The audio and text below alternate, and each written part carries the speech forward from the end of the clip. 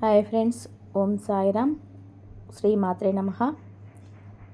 ఓం నమ శివాయ. రోజు బాగా ప్రారంభమైతే అన్ని పనులు విజయవంతం అవుతాయని మన గ్రంథాలు, శాస్త్రాలు మరియు పండితులు చెప్తున్నారు.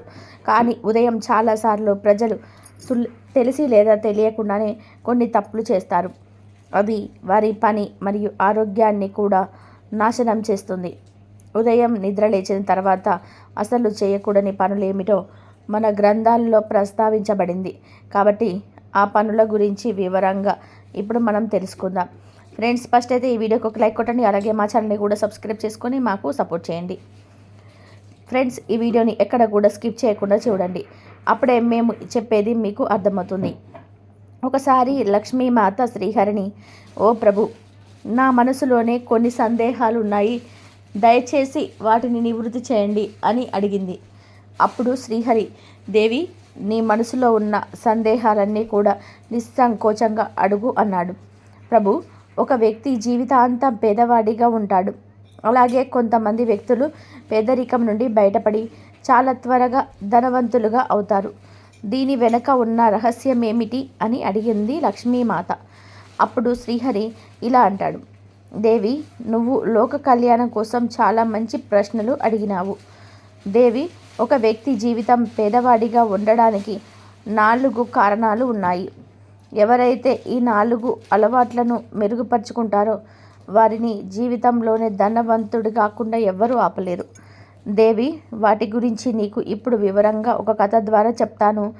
అయితే ఈ కథను పూర్తిగా వినాల్సి ఉంటుంది, లేదంటే మహాపాపం తగులుతుంది. కాబట్టి నువ్వు పూర్తిగా వినడానికి సిద్ధంగా ఉంటే నేను కథ చెప్పడం ప్రారంభిస్తాను అంటాడు శ్రీహరి.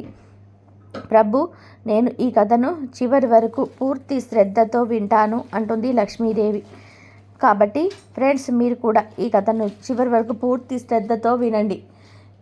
ఒక అడవిలో సాధు మహారాజు ఆశ్రమం ఉండేది. ఆయన ఎంతో జ్ఞానవంతుడు మరియు తపోశక్తి సంపన్నుడు. దూర ప్రాంతాల నుండి ప్రజలు ఆయన వద్దకు వచ్చేవారు. దానికి దగ్గరలో ఉన్న ఒక గ్రామంలో ఒక పేద రైతు తన భార్య పిల్లలతోటి నివసిస్తూ ఉన్నాడు. ఆ రైతు జీవితం కష్టాలతో నిండిపోయి ఉంది. అతడికి వ్యవసాయం చేయడానికి చాలా తక్కువ భూమి ఉంది.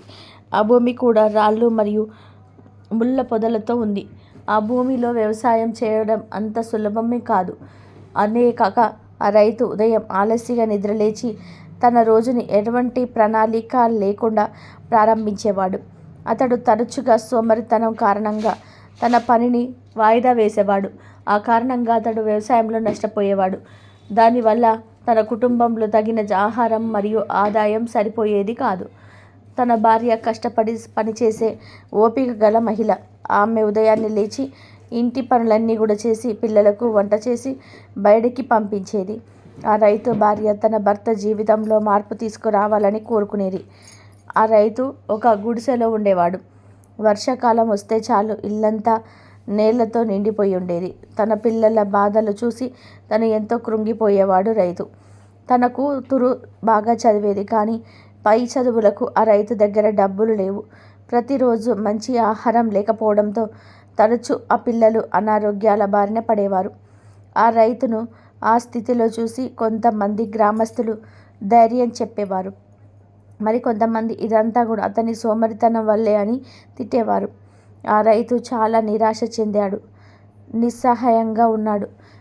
ప్రతి రాత్రి అతను తన జీవితం ఎప్పుడు మారుతుందో అని ఆలోచిస్తూ నిద్రపోయేవాడు. కానీ మరుసటి రోజు ఉదయం అతడి మళ్ళీ అదే దినచర్యను అనుసరించేవాడు. ఒకరోజు ఆ సాధు మహారాజు గురించి ఆ రైతు భార్యకు తెలిసింది. ఆమె తన భర్త దగ్గరికి వెళ్ళి, ఏమండి, ప్రజల సమస్యలను ఒక సాధు మహారాజు పరిష్కరిస్తున్నాడంట. మీరు కూడా ఆయన దగ్గరికి వెళ్ళండి. మన సమస్యలకు ఏదైనా పరిష్కారం చెప్పవచ్చు అని అంది. కానీ ఆ రైతు వెళ్లకుండా వాయిదా వేస్తూ వచ్చాడు. చివరికి అతడి భార్య బలవంతం పెట్టడంతో సాధు మహారాజు ఆశ్రమానికి వెళ్ళాడు. ఆ రైతు సాధు మహారాజు వద్దకు చేరుకొని ఆయన పాదాలకు నమస్కరించి తన పేదరికం మరియు సమస్యల గురించి చెప్పాడు. స్వామి, నేను చాలా పేదవాడిని. నేను పగలు రాత్రి కష్టపడి పనిచేస్తాను. కానీ ఇప్పటికే నేను జీవితంలో కష్టాలను ఎదుర్కోవాల్సి వచ్చింది. నాకు ఆనందం దొరకటం లేదు. దయచేసి నాకు మార్గనిర్దేశం చేయండి అన్నాడు. అప్పుడు సాధు మహారాజు ఆ రైతును చూసి నవ్వి ఇలా అన్నాడు, నాయన, పేదరికం అంటే కేవలం డబ్బు లేకపోవడం కాదు, నీ మానసిక స్థితి మరియు అలవాట్లు బాగా లేకపోవటం. నీకు కావాలంటే 4 అలవాట్ల గురించి నేను నీకు చెప్పగలను. నువ్వు వాటిని అర్థం చేసుకొని పాటిస్తే అవి మీ జీవితం మార్చి మిమ్మల్ని ధనవంతులుగా చేస్తాయి అన్నాడు. అప్పుడు ఆ రైతు సాధు మహారాజుతో, దయచేసి ఆ 4 అలవాట్ల గురించి నాకు చెప్పండి అని అడుగుతాడు. అప్పుడు సాధు మహారాజు, సరే అయితే విను అని అంటాడు. ఒక వ్యక్తి ఉదయం లేచి సోమరితనంగా ఉండి తన రోజును సరిగ్గా ప్రారంభించకపోతే అతడికి జీవితం ఎల్లప్పుడూ వ్యర్థమే. నేను ఒక చిన్న కథ ద్వారా నీకు చెప్తాను, విను. చాలా కాలం క్రితం ఒక రాజు తన రాజ్యంలోనే సోమరితనంగా ఉండే రైతులను శిక్షించేవాడు. ఆ రాజు ఒకరోజు సోమరితనంగా ఉండటం వలన వారు ఏం కోల్పోతున్నారో తెలియచేయాలనుకున్నాడు. ప్రజలందరికీ కూడా ఉదయం ముందుగా రాజభవనం వద్దకు వస్తే వారికి వజ్రాలు, నాణాలు దొరుకుతాయని ప్రకటించాడు. కానీ చాలామంది రైతులు సోమరితనం కారణంగా ఆలస్యంగా వచ్చారు. వారు అక్కడికి చేరుకున్నప్పుడు నిధి అప్పటికే అక్కడి నుండి తీసివేయబడింది. ఒక వృద్ధ రైతు ఎప్పుడూ ఉదయాన్నే లేచి ముందుగా చేరుకొని రాజు నుండి బహుమతి అందుకునేవాడు. సోమరితనం ఉన్నవాడు తన జీవితంలోని ముఖ్యమైన అవకాశాలను కోల్పోతాడని రాజు రైతులందరికీ కూడా చెప్పాడు. సమయానికి నిద్రలేచి పని ప్రారంభించటమే విజయానికి కీలకమన్నాడు సాధు. అది విన్న ఆ రైతు తన వంచి తాను కూడా ఉదయం ఆలస్యంగా మేల్కొంటానని, రోజంతా నీరసంగా ఉంటానని అంగీకరించాడు. అప్పుడు సాధు మహారాజ్ అతడికి ఉదయాన్నే నిద్రలేచి రోజును ప్రారంభించమని సలహా ఇచ్చాడు. నాయన, 2వ అలవాటు ఏమిటి అంటే ప్రతికూల ఆలోచన. ఒక వ్యక్తి ఉదయం నిద్ర లేచిన వెంటనే ఆందోళన కలిగించే ఆలోచనలు చేస్తే అతడి మనసులో భయం మరియు అసంతృప్తి ఉంటుంది. అప్పుడు ఆ శక్తి మొత్తం కూడా నాశనం అవుతుంది నాయన. ఒకసారి ఒక వ్యాపారవేత్త తన సమస్యను మా గురువు గారితో చెప్పుకున్నాడు. స్వామి, మా వ్యాపారం ప్రతిరోజు క్షీణిస్తుంది. ఇది ఎందుకు జరుగుతుందో నాకు అర్థం కావటం లేదని చెప్తున్నాడు. అప్పుడు ఆ గురువుగారు అతడిని ప్రతిరోజు ఉదయం తన ఆలోచనలు గమనించమని చెప్పాడు. అతడు ఒకరోజు వ్యాపారవేత్తకు ఫోన్ చేసి తెల్లవారక ముందే మరో గంటలో మీరేమి ఆలోచిస్తున్నారని అడిగాడు. దానికి వ్యాపారవేత్త, ఈరోజు కూడా నష్టం జరుగుతుందని నేను అనుకుంటున్నాను అన్నాడు. కనుక ఉదయాన్నే నెగిటివ్ ఆలోచనలు చేయకూడదు. ఈరోజు కలిసి రాదు, ఆ పని జరగదు, ఏ పని జరగదు అని ఉదయాన్నే ఆలోచించకూడదు. అలా నెగిటివ్ ఆలోచన వలన రోజంతా నెగిటివ్గా అస్తవ్యస్తంగా ఉంటుంది. సాధు మహారాజ్ ఇంకా ఎలా అన్నాడు, 3వ అలవాటు ఏమిటి అంటే క్రమశిక్షణ లేకపోవటం. ఒక వ్యక్తి తన సమయంలో క్రమశిక్షణను పాటించకపోతే, పని చేయకపోతే అతడు తన పనిని ఫలితాన్ని ఎప్పటికీ పొందలేడు అని చెప్పి సాధు మహారాజు మరొక కథ చెప్పాడు. ఒక యువ శిష్యుడు తన గురించి నేను నా జీవితంలో ఎలా విజయం సాధించగలనని అడిగాడు. గురువు ఇలా జవాబు ఇచ్చాడు, ప్రతి ఉదయం సూర్యోదయానికంటే ముందే మేలుకొని ధ్యానం చేసి మీ రోజును ఇలా ప్లాన్ చేసుకోండి అన్నాడు. అప్పుడు మొదట్లో కొన్ని రోజులు గురువు చెప్పినట్టుగా చేశాడు. కానీ తర్వాత సోమరితనం కారణంగా అతడి క్రమశిక్షణను విడిచిపెట్టాడు. గురువు శిష్యుడిని పిలిచి విజయం కేవలం కష్టపడి పనిచేయడం మాత్రమే రాదని, క్రమబద్ధత మరియు క్రమశిక్షణ నుండి కూడా వస్తుందని వివరించాడు. మీరు మీ సమయాన్ని గౌరవించకపోతే కాలం మిమ్మల్ని గౌరవించదు, ఊహించని కష్టాలను అనుభవించేలాగా చేస్తుంది. ఆ శిష్యుడు తన గురువుకు విధేయత చూపించి తన జీవితాన్ని క్రమశిక్షణతో వ్యవస్థీకరించుకున్నాడు. క్రమంగా అతడు తన లక్ష్యాలన్నింటినీ కూడా సాధించాడు. తన దినచర్య అస్తవ్యస్తంగా ఉందని మరియు తన పనిలో నిర్లక్ష్యంగా ఉన్నాడని ఆ రైతు గ్రహించాడు. క్రమశిక్షణను పాటిస్తానని సాధు మహారాజుకు వాగ్దానం చేశాడు. చివరిగా సాధు మహారాజు 4వ అలవాటు గురించి చెప్పాడు. మీరు ప్రతిరోజు ఏదైనా కొత్తగా ప్రారంభించి దాన్ని పూర్తి చేయకపోతే మీ జీవితం ఎల్లప్పుడూ కూడా అసంపూర్ణంగా ఉంటుంది. దీనిని బాగా అర్థం చేసుకోవడానికి అతను మరొక కథ చెప్పాడు. ఒక వ్యక్తి తన గ్రామంలో ఒక అందమైన తోటను నాటాలని కలలు కన్నాడు. అతడు చాలా చెట్లను నాటాడు, కానీ అతడు వాటిని పట్టించుకోలేదు. అతడు ప్రతిరోజు ఒక కొత్త మొక్కను నాటాడు, కానీ పాత మొక్కలకు నీరు పెట్టడం మర్చిపోయాడు. కొన్ని రోజులకి అతడి మొక్కలన్నీ కూడా ఎండిపోయాయి. అతడు సాధు మహారాజ్ దగ్గరికి వెళ్ళి, నేను ప్రతిరోజు కొత్త మొక్కలు నాటాను, కానీ ఎందుకు విజయం సాధించలేదు అని అడిగినప్పుడు సాధు మహారాజ్ ఇలా చెప్పాడు. స్థిర జీవితాన్ని గడిపే వ్యక్తి తన లక్ష్యాన్ని ఎప్పటికీ చేరుకోలేడని అన్నారు. మీ కలలను నెరవేర్చుకోవడానికి స్థిరత్వం మరియు దృష్టి అవసరం. ఆ రైతు కూడా చాలా పనులు ప్రారంభించేవాడు, కానీ వాటిని ఎప్పటికీ కూడా పూర్తి చేసేవాడు కాదు. ఇలా సాధు మహారాజు మాటను ఆ రైతు జీవితంపై లోతైన ప్రభావాన్ని చూపాయి. అతడు తన ఉదయపు అలవాట్లను మార్చుకోవాలని నిర్ణయించుకున్నాడు. సాద్ మహారాజ్కు వాగ్దానం చేశాడు, ఈ రోజు నుంచి నా అలవాట్లు మార్చుకుంటాను అని.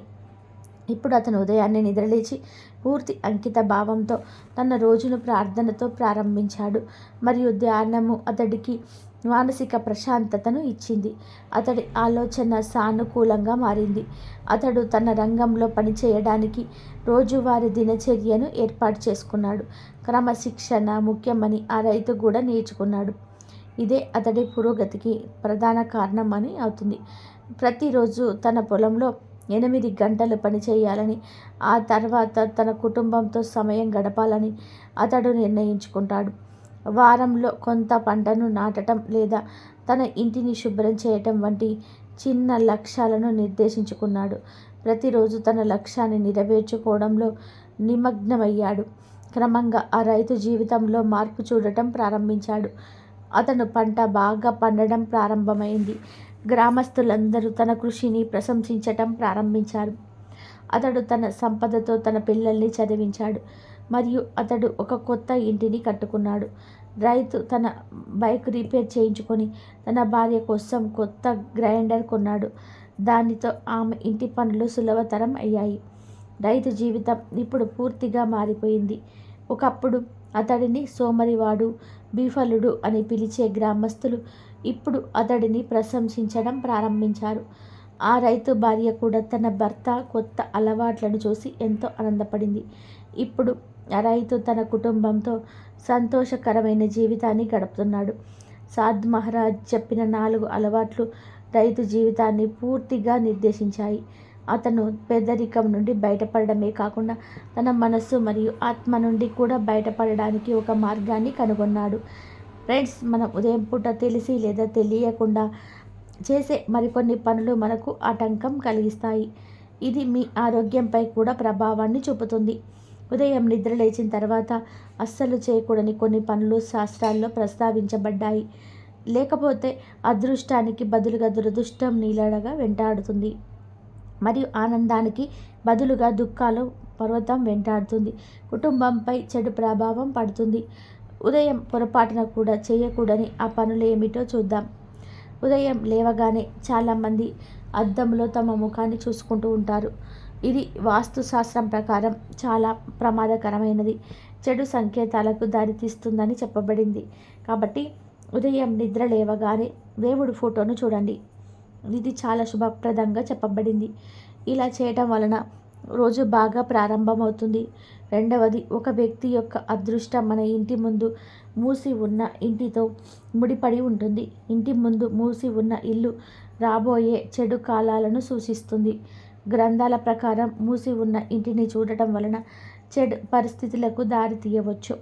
అయితే ఇది రోజులోని ప్రతి పనిలో ఆటంకం కలిగిస్తుంది మరియు చేసిన పని కూడా చెడిపోతుంది. ఫ్రెండ్స్, ఉదయం నిద్రలేవగానే మురికి పాత్రలను చూడడం వలన శరీరంలోని ప్రతికూల శక్తి వస్తుంది. శాస్త్రాల ప్రకారం రాత్రి వంటగదిని శుభ్రం చేసిన తర్వాతే నిద్రపోవాలి. ఇంట్లో మురికి పాత్రలు ఉండడం వలన పేదరికం వస్తుంది. ఎందుకంటే లక్ష్మీదేవి స్వయంగా వంటగదిలోనే ఉంటుంది. ప్రతి పూట వంటగదిలో మురికి పాత్రను శుభ్రం చేయకపోతే లక్ష్మీదేవి ఆ ఇంటిని శాశ్వతంగా వదిలివేస్తుంది. తద్వారా ఇంట్లో పేదరికం ఉంటుంది. రాత్రిపూట వంటగదిలో మురికి పాత్రను ఎప్పుడు కూడా ఉంచవద్దు. అలాగే ఉదయం నిద్రలేచిన తర్వాత మీ సొంత నీడను లేదా వేరే ఒక నీడను చూడడం మంచిది కాదని శాస్త్రాలు చెప్తున్నాయి. నీడను చూడడం చెడు సంకేతంగా పరిగణించబడుతుంది. నీడను చూడడం వలన ఒక వ్యక్తిలో ఉద్రిక్తత మరియు భయం ఏర్పడుతుంది. రోజంతా పని చేయడంలో ఇబ్బందులు ఉంటాయి. ఏకాగ్రత దెబ్బతింటుంది. చివరిగా జంతువుల యొక్క ఫోటో. మీరు నిద్రలేవగానే ఆవును చూస్తే అది చాలా శుభప్రదంగా భావిస్తారు. కానీ గ్రంథాల ప్రకారం ఉదయం లేవగానే ఏ హింసాత్మకమైన జంతువు చిత్రాన్ని చూడకూడదు. ఇది సంబంధాలలో దూరాన్ని సృష్టిస్తుందని మరియు వివాదాలకు దారితీస్తుందని శ్రీహరి లక్ష్మీమాతకు వివరించారు. ఇది విన్న లక్ష్మీమాత ఎంతో సంతోషించింది. విష్ణుమూర్తికి ధన్యవాదాలు తెలుపుతుంది.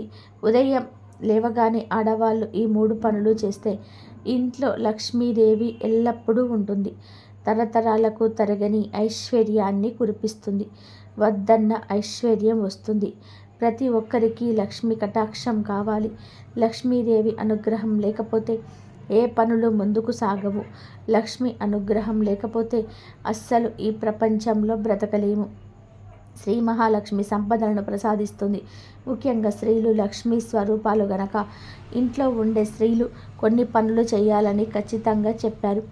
కానీ అవన్నీ పాత పద్ధతులు. ఇప్పుడు రోజులు మారాయి. ఆడవాళ్ళు కూడా ఉద్యోగాలు చేస్తూ ఉన్నారు. ఆడవారికి కూడా టైం ఉండటం లేదు. మరి ఇలాంటి బిజీ లైఫ్లో ఈ బిజీ లైఫ్లో ఉదయం లేవగానే ఏ 3 పనులు చేస్తే లక్ష్మీదేవి అనుగ్రహం సిద్ధిస్తుంది?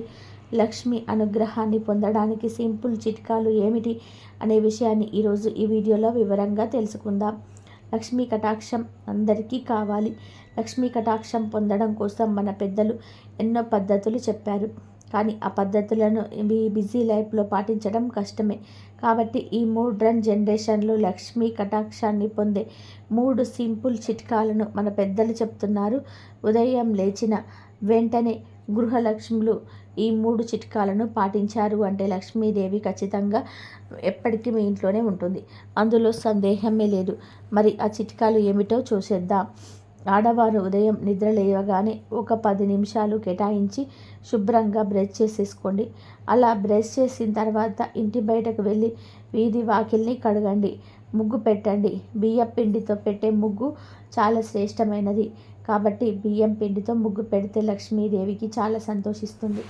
అసలు మన పెద్దలు ఏం చెప్పారు అంటే ఆడవారు ఉదయమే లేచి స్నానం చేసుకొని వాకిట్లో కల్లాపు చల్లాలని చెప్పారు. కానీ ఇప్పుడు ఆడవారికి లేవగానే స్నానం చేసే తీరిక లేదు. కల్లాపు కొట్టడానికి మట్టి వాకిళ్ళు కూడా లేవు.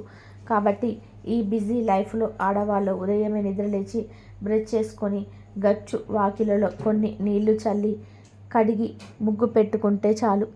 ఇలా ప్రతిరోజు ఉదయం ఏ ఆడవారైతే బ్రష్ చేసి ముగ్గు పెడతారో ఆ ఇంట్లో ఎల్లప్పుడూ లక్ష్మీదేవి నివాసం ఉంటుంది. ఇక రెండవ పని ఏమిటంటే ఆడవారు ఇలా ఉదయమే ముగ్గు పెట్టేసిన తర్వాత వంటగదిలోకి వెళ్ళి టీ కాఫీ ఇలా ఏదో ఒకటి చేస్తారు కదా, అలా టీనో కాఫీనో ఏదో ఒకటి పెట్టుకోండి. కానీ పెట్టుకునే ముందు గ్యాస్ పొయ్యికి పసుపు కుంకుమతో బొట్లు పెట్టండి. ఆ తర్వాత కాఫీ టీలు తయారు చేసుకోండి. ఇక మూడవ పని ఏమిటి అంటే ఆడవాళ్ళు ఈ 2 పనులు చేశాక లేదా మీ ఇంట్లో పనులన్నీ చేసేసిన తర్వాత తులసి మొక్కకు 1 గ్లాసుడు నీళ్లు పోయండి చాలు. తులసి మొక్కకు పెద్ద పెద్ద పూజలు ఏమీ చేయాల్సిన అవసరం లేదు. జస్ట్ గ్లాస్ నీళ్లు పోయండి చాలు. ఎందుకంటే జీవితాలు ఎంత మోడర్న్గా మారిపోయినా ఆడవాళ్ళు ఈ 3టిని వదలకూడదని శాస్త్రం చెప్తుంది. ఈ 3 పనులు చేయటం వలన ఇల్లు క్షేమంగా ఉంటుంది. ఇంటి క్షేమాన్ని కోరుకునే స్త్రీ ఈ 3 పనులు ఖచ్చితంగా చేయాలి. అయితే కొంతమంది ఆడవాళ్లకు ఈ 3 పనులను పని మనుషులతో చేయించవచ్చా అని సందేహం రాకుండా ఉండదు. ఒక్క విషయం గుర్తుపెట్టుకోండి, ఇంటి క్షేమం కోరుకునే స్త్రీలు మాత్రమే ఈ పరిహారాన్ని చేయాలి. గృహలక్ష్ములు మాత్రమే ఈ పనులు చేయాలి. పని మనుషులతో చేయిస్తే ఫలితం వారికి పోతుంది, కానీ మీకు రాదు. కనుక ఆడవారు ఉదయం లేవగానే ఈ 3 పనులు మర్చిపోకుండా చేసుకోండి. ప్రతిరోజు ఈ 3 పనులు చేస్తే ఖచ్చితంగా ఎప్పుడు లక్ష్మీదేవి మీ ఇంట్లోనే ఉంటుంది, ఐశ్వర్యాన్ని కురిపిస్తుంది. కాబట్టి ఆడవారు ఉదయం నిద్ర లేవగానే మీరు ఎంత బిజీగా ఉన్నా సరే ఈ 3 పనులు వదలకుండా చేయండి. అప్పుడే మీ ఇల్లు లక్ష్మీ నివాసంగా మారుతుంది.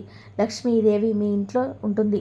ఈ వీడియో నచ్చితే లైక్ చేయండి, షేర్ చేయండి, సబ్స్క్రైబ్ చేయండి. మరొక మంచి వీడియోతో మళ్ళీ కలుద్దాం.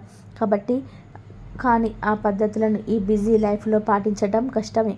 కాబట్టి ఈ మోడ్రన్ జనరేషన్లో లక్ష్మీ కటాక్షాన్ని పొందే 3 సింపుల్ చిట్కాలను మన పెద్దలు చెప్తున్నారు. ఉదయం లేచిన వెంటనే గృహలక్ష్ములు ఈ 3 చిట్కాలను పాటించారు అంటే లక్ష్మీదేవి ఖచ్చితంగా ఎప్పటికీ ఇంట్లోనే ఉంటుంది.